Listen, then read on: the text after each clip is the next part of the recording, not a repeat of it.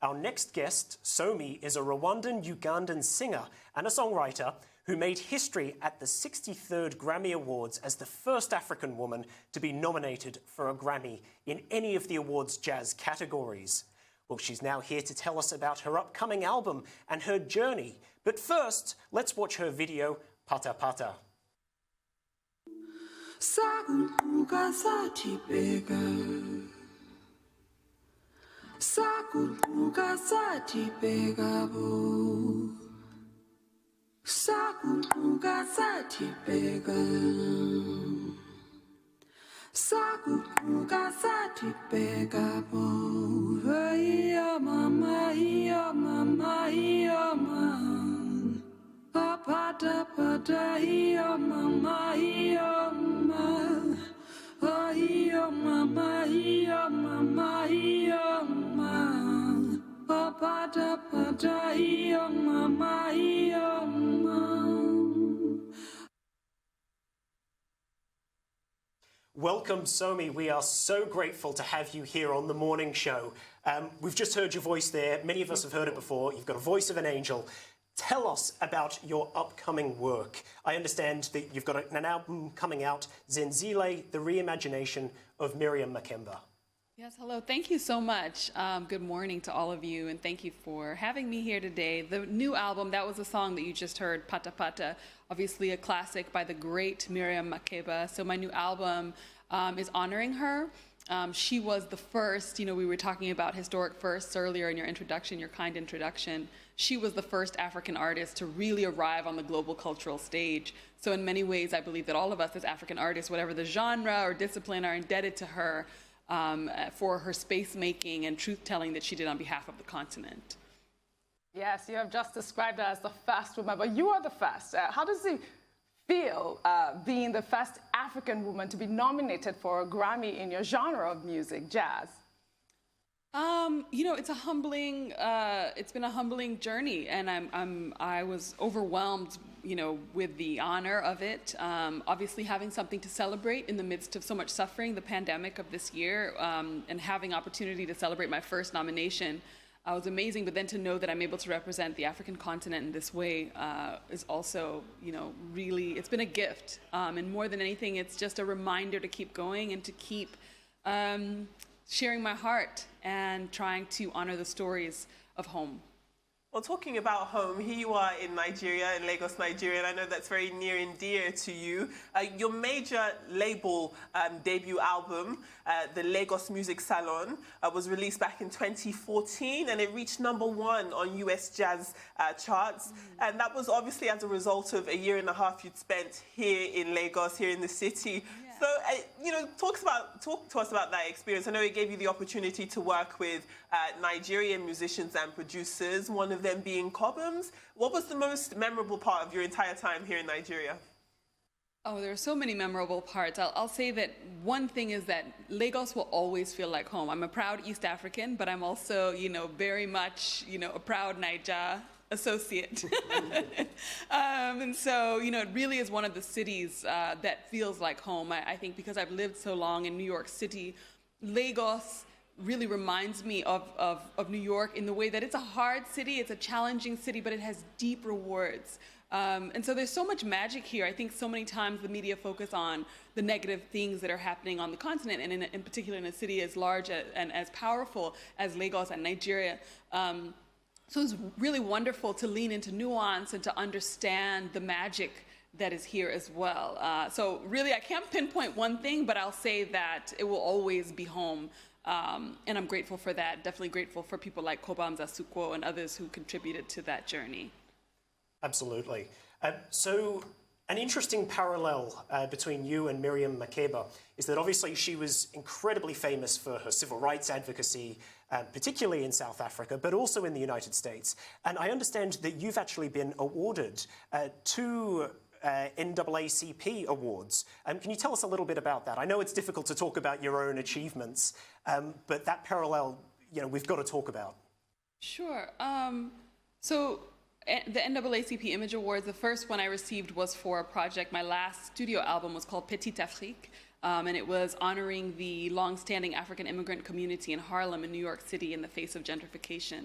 A predominantly West African, predominantly Muslim, predominantly Francophone community. And seeing them be kind of erased quietly from the neighborhood was jarring, especially for myself as a first-generation American, a daughter of immigrants.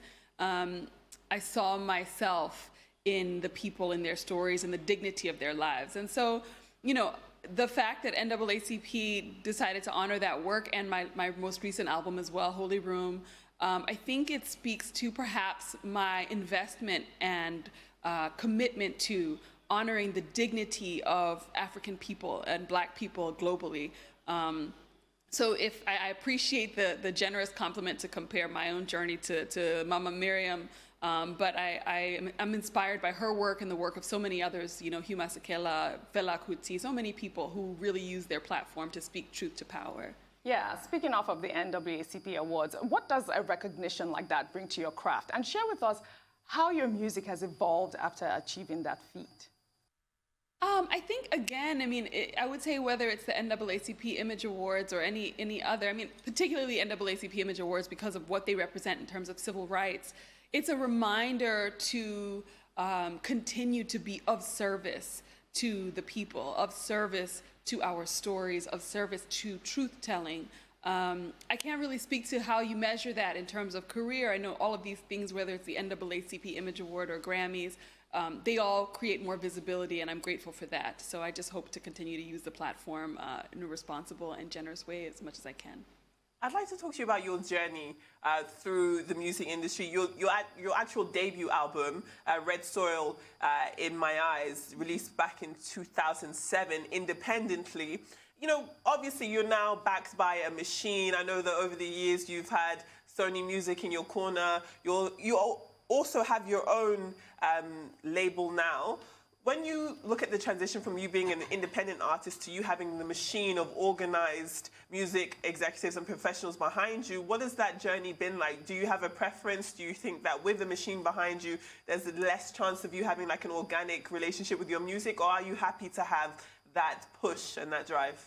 Well, I think any artist definitely needs some sort of ecosystem, but I do think, especially now in this day and age of digital music and of, you know, people being able to access you from all corners of the world through the internet, there's a certain agency that's been granted to artists, and I think that I've used this pandemic, frankly, to lean into understanding more about what those spaces actually can grant me, what those tools can grant me, and so I did have an experience with a major label, but I think that as artists, we know how we want to represent ourselves, and so, you know, it's a culmination of people, of network, who contribute to the success of any project.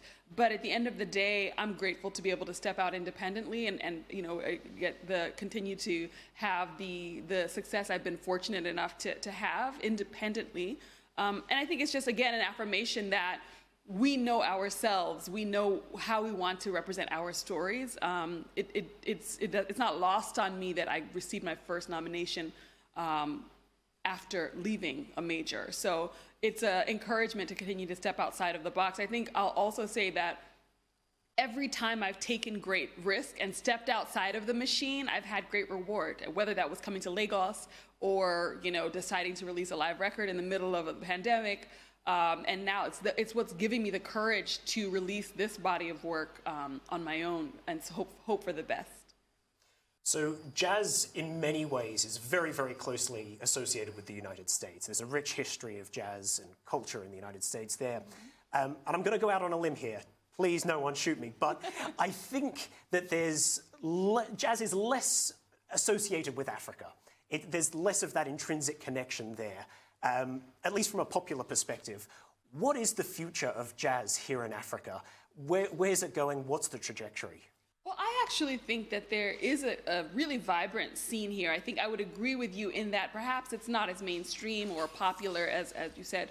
But I do think that, you know, what is niche in Nigeria? It's probably like 2 million people. What's niche on the continent is several million people. So I do think there's definitely an audience. I've had the good fortune of being able to tour in major cities across the continent with my band. There are certain strongholds on the continent of jazz in terms of South Africa has had a long-standing legacy and their own idiom and practice of jazz. There's also Ethiopia. I would even say Ghana and Nigeria have really been a part of that conversation for a long time. So, and I think that right now people are interested. There's more arts education, which I think is so critical to develop on the continent. I think the more we see an intentional interest in music education or arts education as a whole at the level of the government and the private sector, we'll begin to see artists stretching out in new and interesting ways. Because to me, jazz is a room that I kind of accidentally showed up in. It's the room that allows for improvisation, allows for me to be all of the things. When people don't have a label for a type of music, they say, oh, that's jazz, right? It sounds jazzy. Yeah. So I think that the more we start to see artists empowered on the continent, the more we'll see more voices emerging in that space. But there's so many exciting artists that happen on the continent right now. So you're absolutely right. And that brings me to my next question. Africa seemed to be pulling more weight on the international scene, as we've seen homegrown artists win international awards and draw attention of foreign audiences. What do you make of this movement now for Africa? And how do we even consolidate these achievements? It's an exciting moment. I think that, again, to come back to Miriam Makeba, who this record is all about, she was the first to show up on that global cultural stage. So to see that there was a time that she was not only the first, but the only, and to now see so many artists from across the continent and throughout the diaspora being really celebrated and really seen, it's heartwarming. It's wonderful to be. I feel like we are witnessing a renaissance in real time. And I also think that people look at the continent as the last frontier, whereas we've always known what the magic has been here. And so I'm just grateful that those spaces are being opened up. Again, it's just reflection of the times that we live in, the digital era. And I think the pandemic just brought everybody much closer. So I'm excited. I'm excited to see all the young and even more established voices continue to shine bright and represent us in the beautiful ways that they are. Speaking of excitement, I know OG, Oli and I are very excited to take a look at one of your live performances, a clip of that, what we'll play right now. Let's take a listen.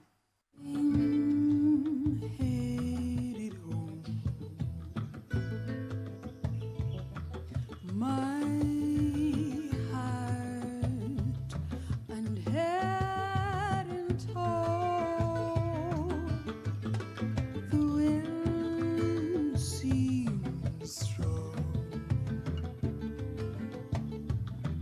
My bed was left unchanged. It's so funny how quickly we forget the sweet smell of rain. Ain't it beauty our voices from home can relieve the pain? If we'd only find the time to remember, you can never find. I think that's a really fitting place for us to end this conversation. Somi, thank you so much for joining us on the morning show today. We've thoroughly enjoyed speaking to you. Thank you Wish you all so all of much. the best in the future. Thank you so much. Thank you, Bill. Thank you.